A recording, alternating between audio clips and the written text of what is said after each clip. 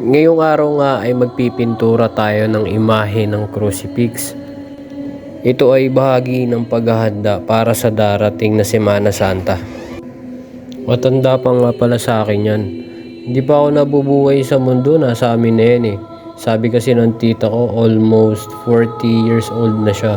So from Cubao to Santa Mesa to Bulacan. So yun, kasama na namin siya kada lilipat kami ng bahay. So ayun nga, kailangan na naman ulit siyang bihisan. Last year kasi ang ginawa ko dyan, binarnisan. So yan, kung nakikita nyo yung parang saplot niya, medyo nag-yellowish na. Kailangan na natin siyang pinturahan ulit ng puti. Taon-taon kasi ako yung in charge pagdating sa pagpipintura. Kahit sa bahay naman namin, ako pa rin naman yung gumagawa nun. Kung kaya ko naman gawin, ako na yung nagpupush na gumawa. At ang dahilan kung bakit natin siya pinapaganda ulit, dahil tuwing Semana Santa, nagkakaroon kami ng pabasa. Kung hindi nyo po na itatanong nagbabasa rin po ako.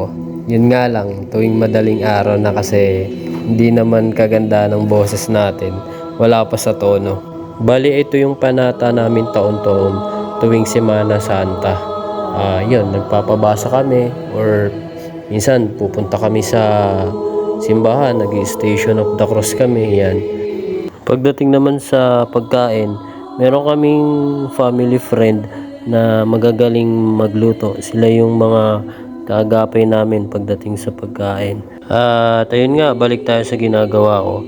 Bali dyan sa pinipinturahan ko, yung saplot, 3 patong ang ginawa ko dyan kasi para mas lumutang yung pagkaputi.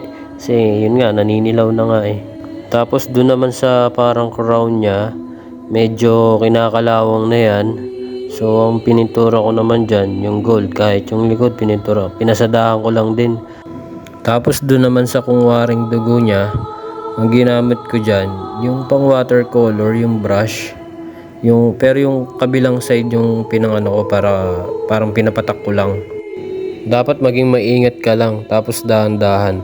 Dahil kung hindi, kamot ulo kang talaga. Yari ka na naman dyan, Diego.